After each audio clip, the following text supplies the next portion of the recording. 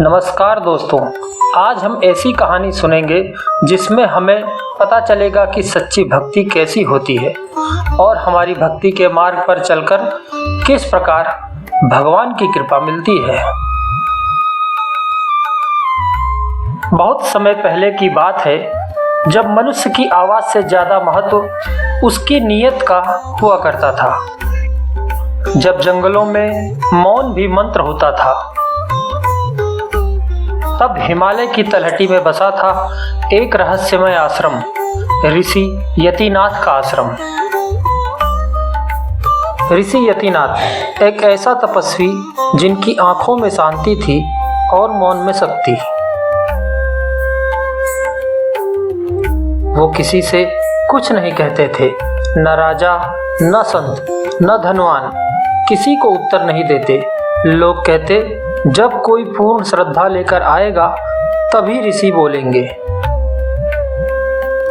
राजा आए, सोना लाए, मणियां लाए, पर ऋषि केवल मुस्कुराते रहे, मौन में डूबे रहे। एक दिन जंगल की राहों से एक बालक आया। नाम था धवल। पैरों में चप्पल नहीं, शरीर पर चिथड़े, पर आंखों में एक ऐसी प्यास जो किसी सांसारिक वस्तु से नहीं बुझ सकती थी। वह सीधे ऋषि के चरणों में गिरा और बोला, गुरुदेव, मुझे कुछ नहीं चाहिए, बस बताइए कि प्रभु को कैसे पाया जाए। ऋषि ने पहली बार अपनी आंखें खोली। उनकी मौन साधना टूट गई थी। उन्होंने कहा, तू ही है वो जिसे मैं वर्षों से ढूंढ रहा था। तू मेरा पहला शिष्य है। धवल ने कुछ नहीं मांगा, सिर्फ सेवा की। हर सुबह गंगा से जल लाना, आश्रम की सफाई, फूल चुनना और फिर ध्यान में बैठ जाना। ना कोई स्वार्थ, ना ही कोई इच्छा। एक दिन सर्दियों की रात, चारों तरफ बर्फ गिर रही थी।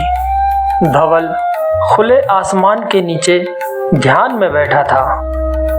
सुबह हुई, उसके शरीर पर बर्फ जमा थी, पर होठों पर प्रभु का नाम था, नारायण। ऋषि यतिनाथ के नेत्र भर आए। वो पास आए और धवल को गले से लगा लिया।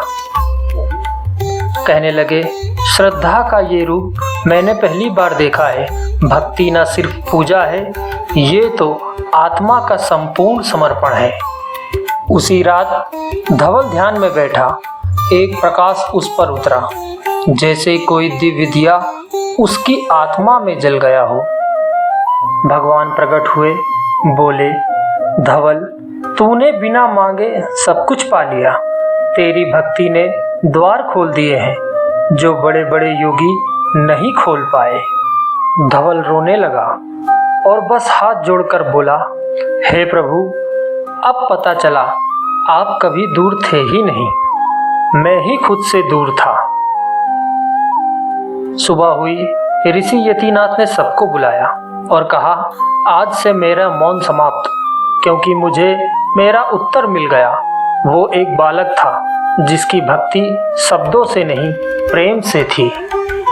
धवल कहीं चला गया, किसी को पता नहीं चला कहाँ, पर उसकी भक्ति की गंध आज भी उस वन में फैली है।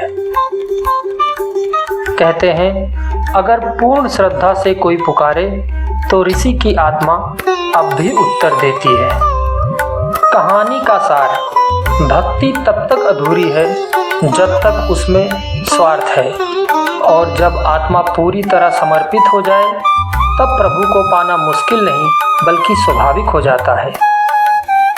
कहानी अगर अच्छी लगी हो, प्रेरणादायक लगी हो, तो वीडियो को लाइक करें और चैनल को सब्सक्राइब करें।